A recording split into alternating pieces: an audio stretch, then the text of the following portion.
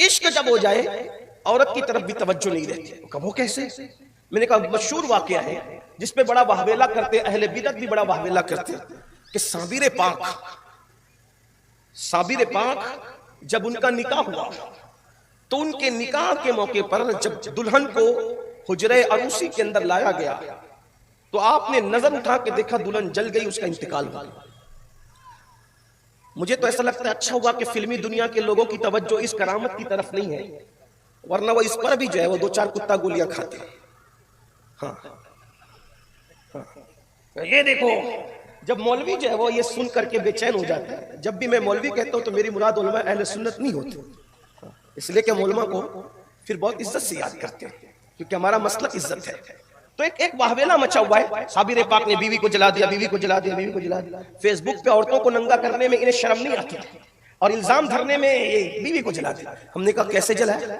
کہا کہ تم ہی لوگ کہتے ہو کہ صابر پاک نے بیوی جلا دی، بیوی جلا دی، بیوی جلا دی. میں نے کہا بالکل جلا دی، ٹھیک ہے جلا، ہم اپنا مسئلہ کھل کے بیان کرتے ہیں. جلا دیا لیکن اس سے تجھے کیا؟ تو کہا جلا دیا تو میں نے کہا جلایا تو کیا اس کا جنازہ نہ ہوا تھا؟ کہا ہوا تھا. دفن نہ ہوئی تو کہا ہوئی تھی. میں نے کہا پھر کیسے جلایا کیسے؟ کہا یہی تو بات ہے، احسان کیا. کہا بولے وہ کیسے؟ میں نے کہا سن، صابر پاک نے چلے کر کے، ریاضت کر کے، مجاہدے کر کے عشق الہی کی جو آگ سینے میں لگائی تھی، اب اس عشق میں اتنے گم ہوئے کہ یار کے سوا کچھ نظر نہیں آیا. باطل دوئی پسند ہے، حق لا شریک ہے. جب عشق حق آتا ہے تو پھر وہاں کسی کی گنجائش نہیں رہتی.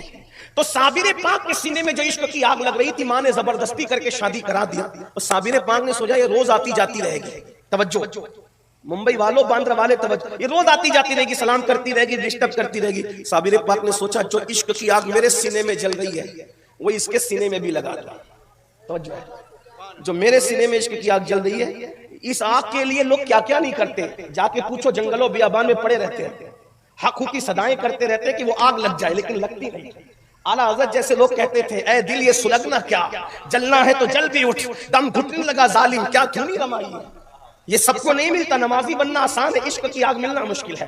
حاجی بننا آسان ہے، عشق کی آگ ملنا مشکل. تو وہ جو آگ جل رہی تھی نا، عشق کی آگ، تو صابر پاک نے سوچا اس کو اپنی طرح بنا لوں تاکہ یہ بار بار آنے جانے سے چھٹی مل جائے. جیسے میں وہاں مشغول ہوں یہ بھی مشغول ہو جائے. تو صابر پاک نے آنکھ اٹھائی اور آنکھ کی آنکھ میں ڈال کر کے بیوی کے دل میں عشق الہی کی آگ لگا دی، عشق رسول کی آگ لگا دی. تو چونکہ صابر پاک کا سینہ ریاضت، مجاہدے، عبادت کر کے اس آگ کا متحمل ہو چکا تھا، اس آگ کو سنبھالنے کا متحمل ہو چکا تھا، لیکن بیوی کے پاس وہ ریاضت اور مجاہدے نہ تھے.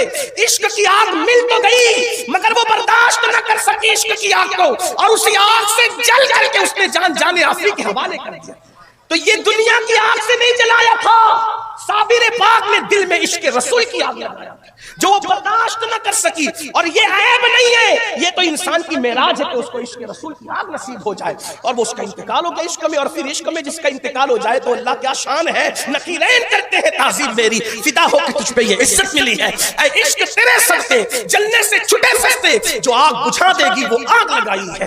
تو عرض یہ کر رہا تھا عشق میں سب تجنا پڑتا ہے لیکن ہمیں تو کچھ بھی نہیں. جس سے عشق کرنے لگے ہیں ان کا نام بھی نہیں پتا ہمیں، آسمان میں کیا نام ہے، زمینوں میں کیا نام ہے. جس سے عشق کرتے ہیں اس رسول کے بارے، ہیرو ہیروئن کے بارے میں سب پتا ہے، گناہوں کے بارے میں پتا ہے، نچنیوں کے بارے میں پتا، سب کے بارے میں تجسس ہے. حضور کے بارے میں کچھ نہیں پتا ہے، بس عشق کر رہے ہیں، عشق کر رہے ہیں، کچھ نہیں، کوئی فرما برداری نہیں، عشق کر رہے ہیں. میرے بھائی عشق وہ ہوتا ہے محبوب کے علاوہ کسی اور جگہ انسان تکتا بھی نہیں، اس سے فرصت ہی نہیں ہوتی.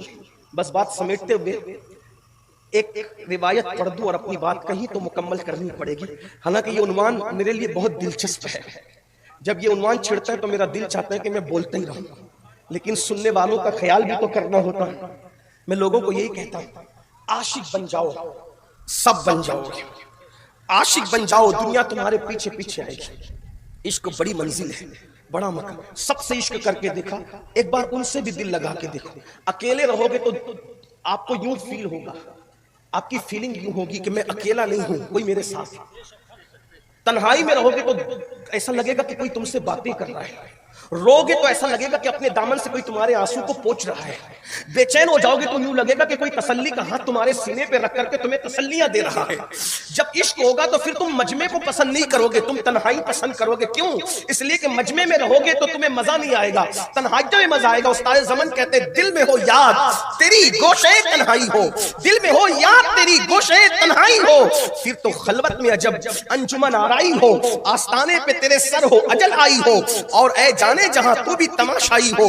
اللہ اکبر. ہم نے سب کیا, عشق نہیں کیا. عشق کر کے دیکھیے, اپنے بچوں کو عشق سکھائیے, حضور سے قریب آئیے, حضور سے رشتہ جوڑیے, حضور سے اپنے رشتے کو مضبوط کر لیجئے. مگر یاد رکھیں جب تک ان کی فرما برداری نہیں کرو گے, ان کی سنتوں پہ عمل نہیں کرو گے, ان کی نقل نہیں کرو گے, قرآن کی تلاوت نہیں کرو گے, ان کا ذکر کثرت سے نہیں کرو گے, اس وقت تک عشق دل میں سما نہیں سکتا. اور عشق جب آتا ہے تو پھر کیا کیفیت ہوتی ہے. روایت اپنے الفاظ کے جامع میں علامہ ارشد القادری رحمۃ اللہ علیہ کی تحریر کا سہارا لے کر پیش کر کے بات پوری کرتا ہوں. کہتے ہیں اللہ اکبر, عشق کسی کو بھی ہو سکتا ہے, اور یاد رکھنا عشق جس کو ہو جاتا ہے اس کو قیمتی بنا دیتا ہے, بہت بلند کر دیتا ہے, بہت بلند کر دیتا ہے. ہو سکے تو دعاؤں کا حصہ بنا لو, اللہ ہمیں ان کا عشق عطا کرے, ان سے محبت عطا کرے, ان سے پیار عطا کرے. ایسا گما دے ان کی بلا میں خدا ہمیں ڈھونڈا کرے پر اپنی خبر کو خبر نہ ہو.